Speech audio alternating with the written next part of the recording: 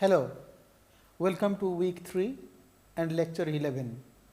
The title of lecture 11 is Stuart Hall and Cultural Studies, and this lecture is part of the 4-week SWAYAM course on aspects of cultural studies.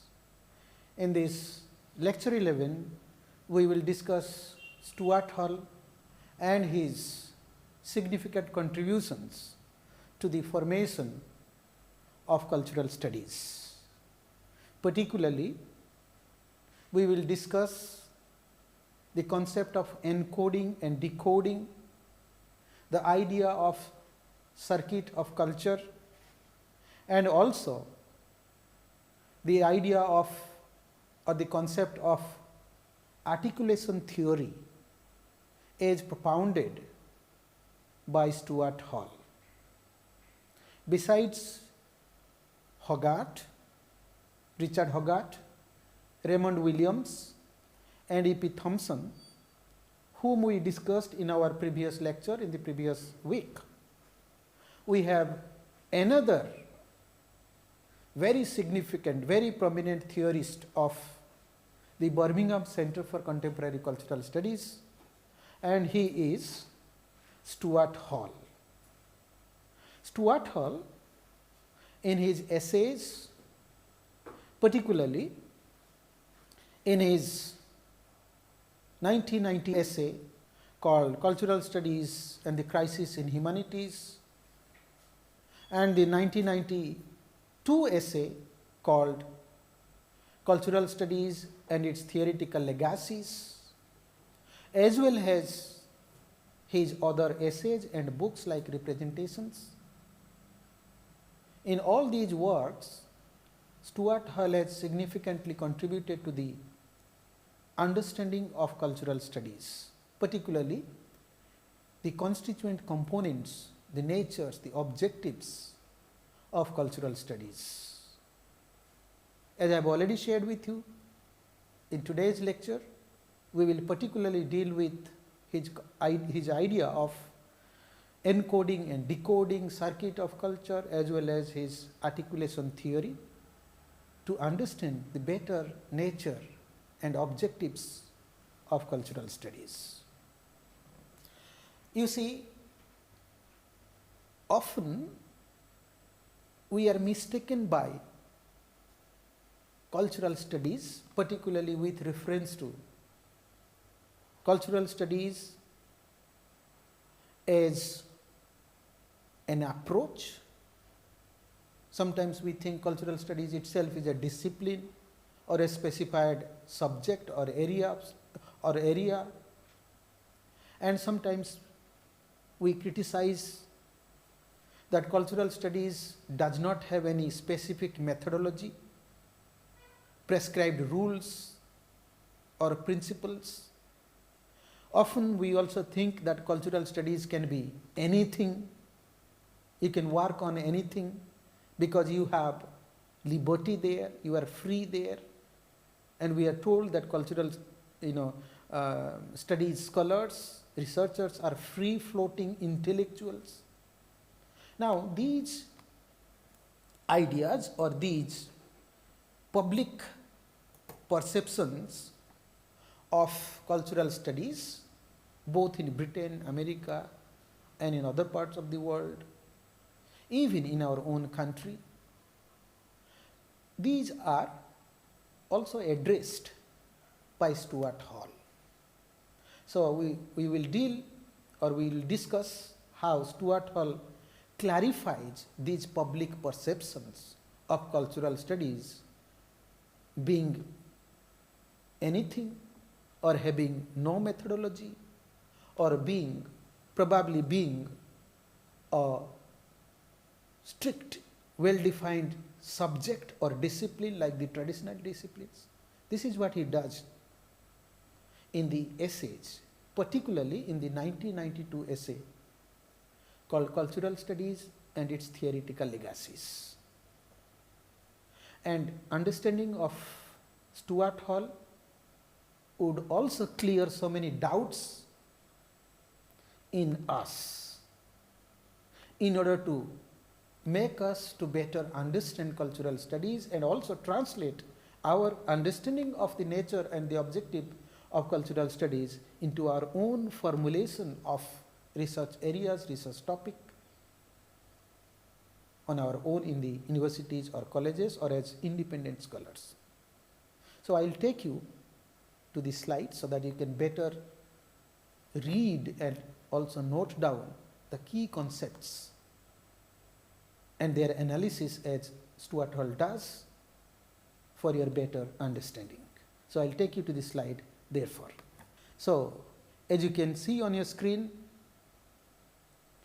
Stuart Hall writes his first essay to enunciate or to clarify the public doubts or confusions, even the doubts and confusions in the scholars who were there with him in BCCS in 1964.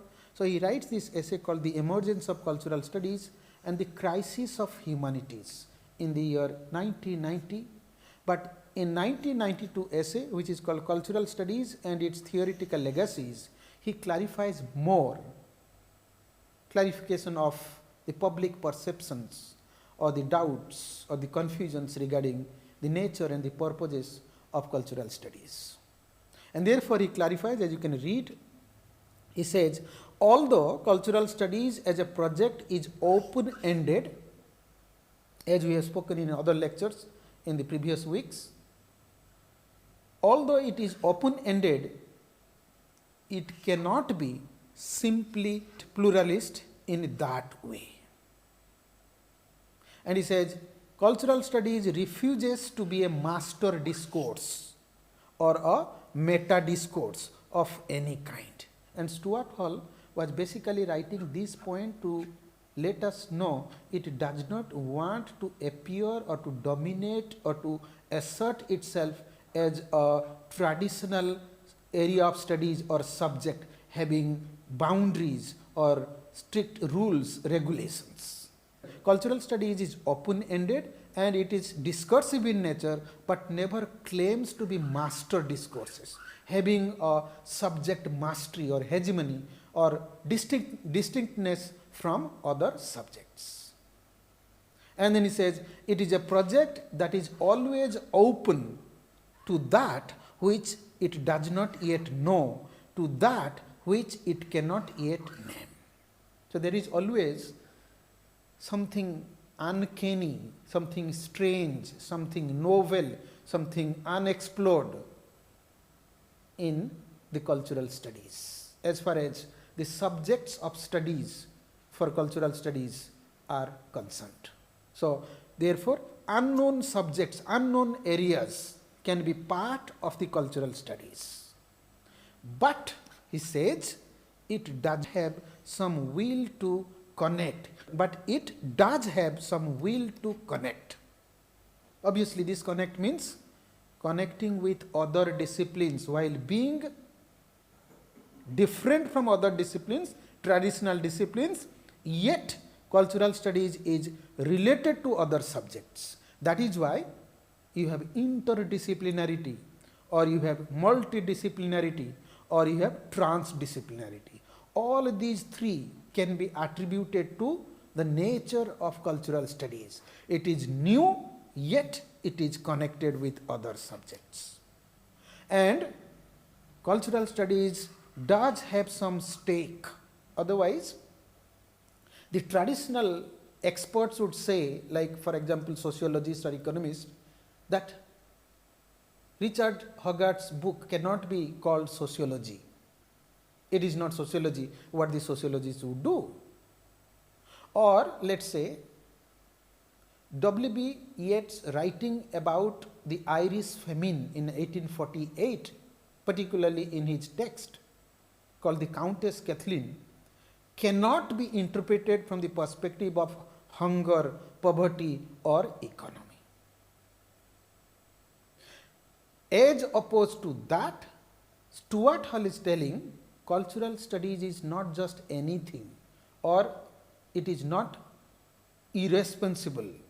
It actually, on the other hand, has some responsibility, some stake in participating in the changing nature of society or culture. Responsibilities in taking up or intervening or in mediating or discoursing or exposing the politics of culture and the politics of people's lives, beliefs and everything, which constitute called culture. So, cultural studies is always entailed with responsibilities with stake, and it cannot be just any old thing. Cultural studies, as we have already talked about, it is all about newer areas, newer disciplines, but not entirely new or entirely different from the earlier one, but it does explores into the newer avenues of research, which chooses to march under a particular banner. So, this cultural studies is just a banner and is a new project, open-ended and accommodative. And he says it is a serious enterprise or project, and that is inscribed in the political aspect of cultural studies. So, for them, culture is not apolitical, culture is very much political, and cultural studies simply does not describe things, but it discourses on the political aspects of a thing, event, issues, thoughts or culture. This is the tension that is called the dialogic relationship between people's events, between culture and intellectuality. Approach to theory that I want to try to speak to a number of different ways in the course of this paper. He was talking, I am talking about this essay, and you must read this essay to understand it more. And therefore, in my previous lecture, in one of the previous lectures, I spoke about how there were different world experiences, new world experiences which would shape the practice of intellectualism, or which would shape the course of intellectual activities in Europe, particularly how we spoke about this explosion of test of nuclear weapons, hydrogen bombs, and then you have the Suez Canal crisis, you had this race problem, students mass free speech movement, the protest for civil rights in America and blah blah things. So, how those things were part of the politics of culture, and how therefore cultural studies would refer to this while trying to educate people about cultural studies emergence and their nature and objects, as Stuart Hall is doing in his own essays on your screen, as you can see. So, this is how Stuart Hall tells us about the natures or the objectives of cultural studies. Basically, he clarifies people's misunderstandings or people's confusions about cultural studies, right. However, with this we will go to the next slide, to talk more substantially about his idea of encoding and decoding, which are the ways of production, distribution and consumption of knowledge in our own time. Marx, borrowing the Marxist idea, but elevating it to the extent from mere economic structural aspect to cultural aspect. So, I will take you to the slide therefore. As you can see, he writes this essay called Encoding and Decoding in 1973. And by encoding he means, he says that meaning in a text is not simply fixed or determined by the sender, whether it is in a text or a WhatsApp message or message given in a particular artifacts, probably in your food, in your dress or your mobile, anything can be a textual analysis. So, meaning of a mobile or a particular food or a particular dress or a particular gadget is not simply there, fixed or determined by the producer or the author or the writer. And he says, therefore, meaning is not simply fixed with one meaning or not simply determined, only determined by the sender. Then what? Meaning also depends on the receiver. And sending of this meaning, whatever it is, called encoding by the sender. The sender could be a friend who sends you a message. Sender could be a car company who produces a car for you, or sender could be an author who writes a book for you. So the authors or the producers or your friends' message is not the only message. There are more messages within the things that you have received, either from the author or from the producer or from the friend. And he says the message is never transparent. Why it is not transparent? Because it is not visible. And from the time of producing a car to your buying and riding of the car, the meaning of the car changes. Or from the time of your friend sending you a message till you receive and read and enjoy or maybe react, the meaning of the message changes. Similarly, from the time of the writing of a text or printing of a text by the author till you buy it and read it, the meaning gets changed. So meaning is not embedded or encoded by the sender. Meaning is also not transparent. There are lack of fit situation or medium for meaning, and sometimes the meaning is lost while in transaction. You are buying, you are enjoying, you are reading, you are riding, as I gave the examples of car, book or message, or it can be distorted also. And also, when people think that meaning is already given by the sender and the audience should only accept it. So Stuart Hall says the audience or the receiver is not a passive recipient of the meaning. When you buy, when you ride the car, when you read the book, when you read the message of a friend, you cannot be passive. You have your own addition, own interpretation, own analysis, own enjoyment, own reaction of the message. Stuart Hall is having a linguistic or rather semiotic approach to decode how we should perceive meaning or text, not only literary text, but all kinds of texts, cultural, food, dress, technology, anything is a text for analysis. Rather, there are anomalies or there are other aspects of meaning in a text. So in his essay called Encoding and Decoding, published in 1973, he has drawn this diagram, as you can see on your screen, where this part is called encoding and this part is called decoding by the receiver or the reader. He says you have technical infrastructure for producing a meaning, structure of production, framework of knowledge. Let's say a company is set up in production of car, and the workers' mentality, engineers' mentality, and how they produce a car, and how this car is already having 3 layers, for example, in this case, of meaning embedded in it. This is how the meaning of a car is passed on to the buyer. Now, these meanings are not accepted wholly by an active buyer. What does he do? He decodes the meaning. The moment he appreciates the car is actually decoding of the encoded meaning. And he decodes it through meaningful structures.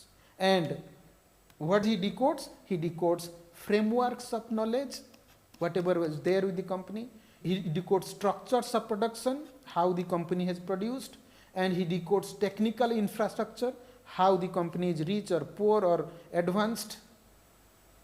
Like you have different companies to produce Airbus, and different companies have different structure, different of production, technical things and frameworks of things. So this is how meaning around us in our society, in our culture, is not given for you in a coded thing.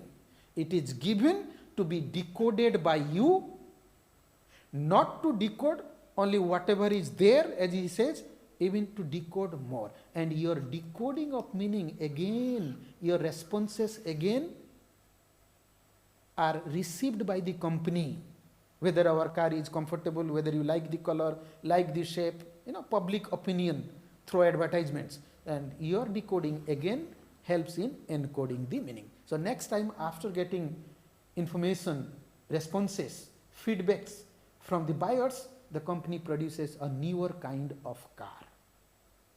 Similar is the case with your mobile gadgets or your text. I will give you example. For example, you had books on Ramayana and Mahabharata, the epics.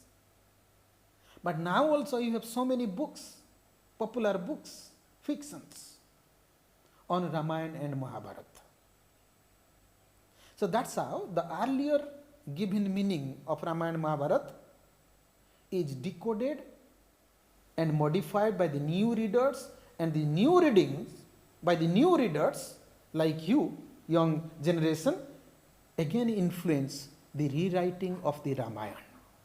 So our encoding and decoding are quite significant in making meaning, and these two things are against the traditionally fixed absolute dominant meanings. So in cultural studies, therefore, the responsibility of the scholar or the theorists is to look at how the meaning is produced and intended to be received by the receiver, and how, on the other hand, the receiver should decode the intention of the sender. This is called the dialogic relationship as far as meanings or deriving meaning is concerned. If you remember, therefore, Edmund Husserl was talking about meaning is subject to our subjective self. It is our intentionality. So you have implied reader, Brentano, Roman in Garden, and later on you have Stanley Fish, Roland Barthes, readerly text, writerly text. Is there a text in classroom, death of the author? These were the essays by these authors who would tell us that we don't have one reader and one author, but there are so many kinds of authors, or maybe a particular author can be read by so many readers. So there is intended reader, informed reader, all these kinds of, and similarly you have texts, you have meta text, you have peritext, you have hypertext. All these things are part of cultural decoding now, and Stuart Hall was drawing our attention to this aspect of encoding and decoding as far as making meaning is concerned. Now I will take you to the next concept that he would give us and how it would be useful for cultural scholars to again apply that in their cultural analysis or in their field research. So I will take you to the next slide. In his book called Representation, published in 1997, Stuart Hall gives this concept called circuit of culture. The circuit of culture is like production, distribution and consumption of a thing or a culture. But he particularly talks about two approaches to decode meaning or to understand culture. The first one, as you can see, is semiotic approach, which is concerned with the how of representation. Please remember, how of representation, how meaning is being produced, distributed and consumed. With how language produces meaning, this is called semiotic approach. And basically then, if language is concerned, poetics should come, the poetics of representation. is called semiotic approach. And he talks about discursive approach. What is discursive approach? He says discursive approach is more concerned with the effects and the consequences of representation. That is, the politics of representation is called discursive approach. So you criticize a particular kind of food, you say it is not suitable for our culture or for our religion, or you criticize one particular mobile or one particular movie that this is political. That is called discursive, as Foucault would also talk about. To get into the politics of meaning is discursive approach. To get into language and the poetics of representation is called semiotic approach. And both these approaches are integral to our understanding of cultural studies. So in discursive approach, we examine not only how language and representation produce meaning, but how the knowledge which a particular discourse produces connects with power, with status, with money, with economy and other things. Not about encoding and decoding, but this encoding and decoding are also done with ideology, with politics. And you can decode more when you emphasize on poetics of decoding or encoding, and also the discursive approach to understand the politics of encoding and decoding. Similarly, a receiver can also be questioned that your decoding of meaning is also political because you belong to one particular thought, whether the left or the right or the center, men or women, bourgeois or proletariat. However, there are layers of politics. So cultural studies therefore is an attempt towards those unseen or hidden layers of meaning. So you had semiotic approach and you had discursive approach. And again I am borrowing this graph from Stuart Hall's this book Representation. You can see this representation means basically production, distribution, consumption. These three are part of the Marxist analysis. So he uses production, consumption, regulation of the objects, and representation and identity. And you see, they are not different from each other. They are moving in a circle, which is called circuit of culture. They cannot be separated from each other. They run in a circle and influencing each other. This is called circuit of culture. So when you have a book, do not think that the book is acultural, apolitical, or has one definite meaning and it is neutral, it is not going to create any ripples or whatever it may be. The book is like a commodity produced through so many politics with certain objectives. So therefore, cultural studies tells us how to take culture not apolitically but politically.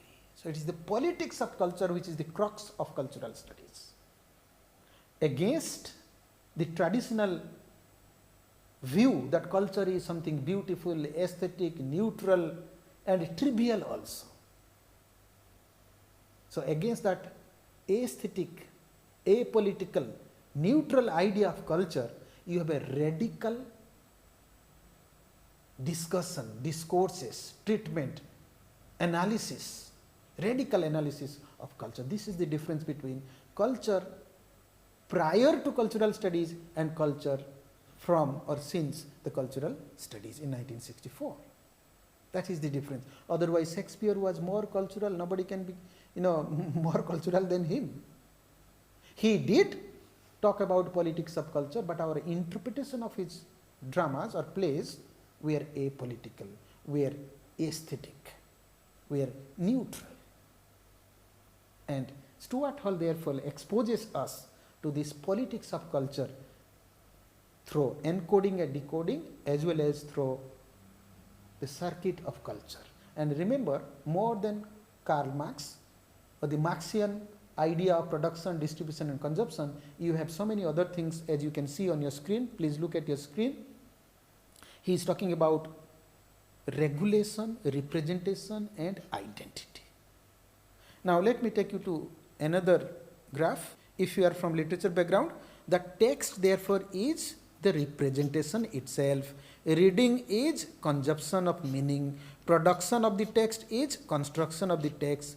Conditions, time and space of the text, where and when it is published, is called a regulation. And something like a movie, they decide one particular date or time, not the muhurt, but favorable, commercially lucrative time for its release. So that is called conditions. Similar is the case with books.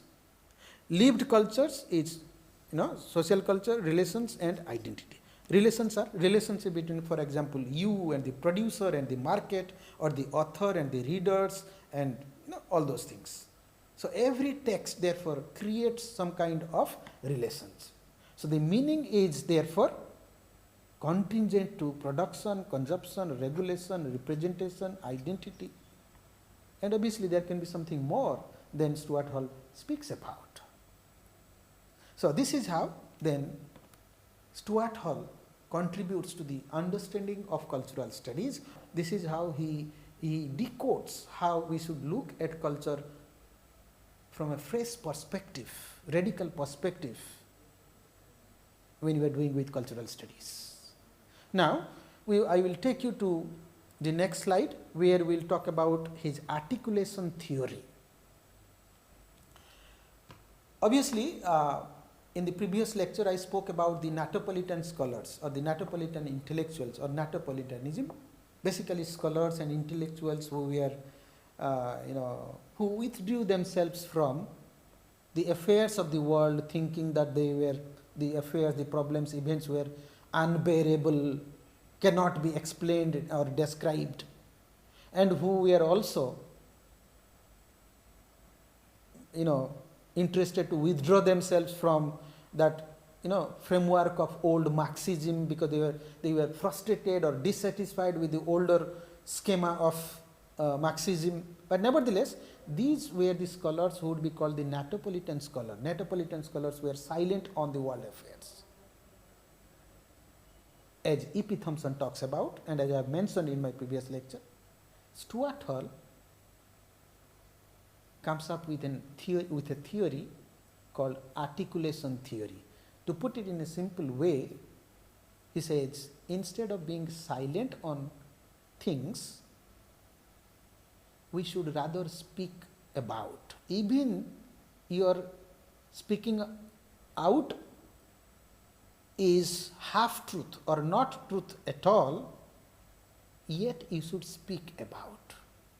You should be articulate to talk about the politics of meaning, culture and other things, rather than being entirely silent. And this he says, nothing can be true in its entirety. Therefore, instead of being silent, instead of withdrawing ourselves, we should participate.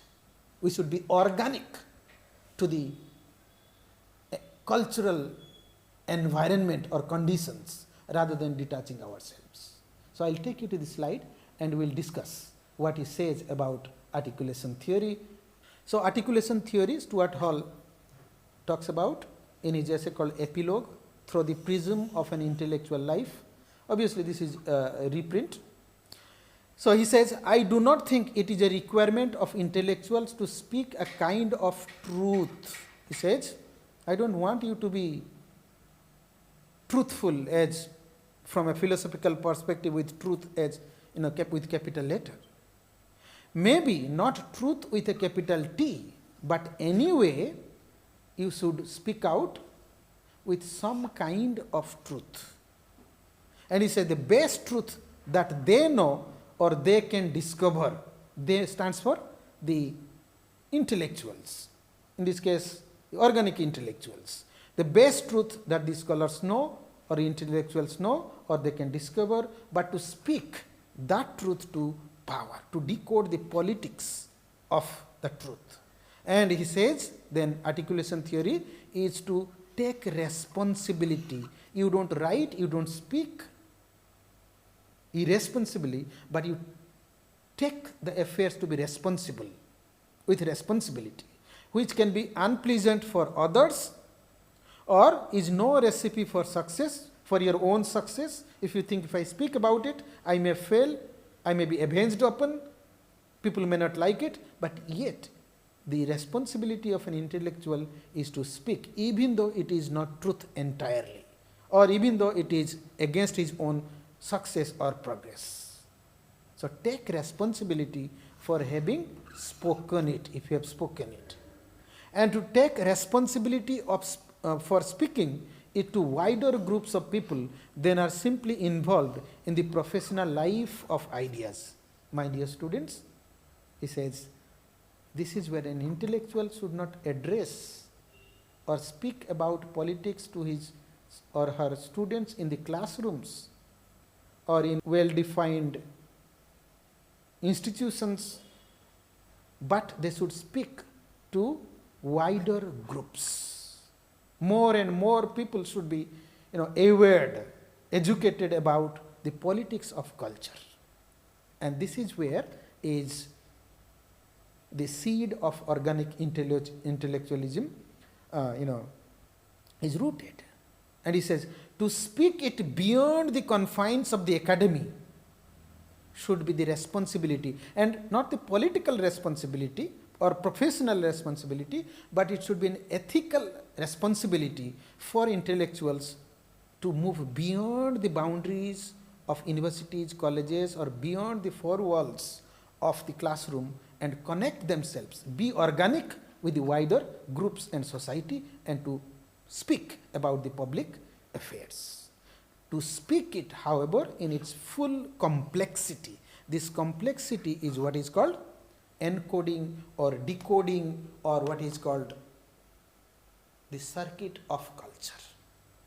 And that is why, as Antonio Gramsci was talking about, intellectualism is not about orations, not about eloquence, not about beautiful ideas, not about aesthetic, or not about idealism.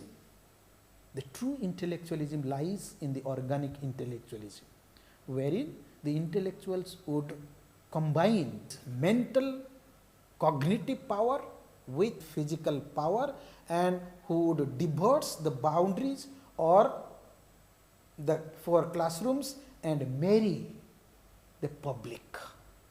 So, it should be the happy union, intellectual union, discursive union of public and the private, or physical and the mental, in the case of cultural studies. So, this is how we understand cultural studies as far as Stuart Hall's concept of encoding and decoding is concerned, and his concept of circuit of culture is concerned, and obviously his articulation theory is concerned. All these three concepts are quite significant for you, not only to understand what is known as cultural studies so far, but also how these concepts can be helpful for you, probably to zero in on your area of studies or a topic which is quite prevalent, quite prominent, or maybe unknown to others, but quite significant for you. So, all these three concepts can be helpful for you to decide what you can study on or research on, and also to decide to formulate your own methods, and thereby to transform yourself from a common student, from a common teacher, to an organic intellectual with responsibility and for social change and for social transformation. You can read the references which I have given. In fact, these essays are available online for your better understanding. So, I will show you the references here. These are the references for you. You can note down, or maybe you can search in the internet. However, with this we come to the end of the 11th lecture, which is in the week 3. I thank you all for being patient in listening to my lecture. Thank you. Thank you very much.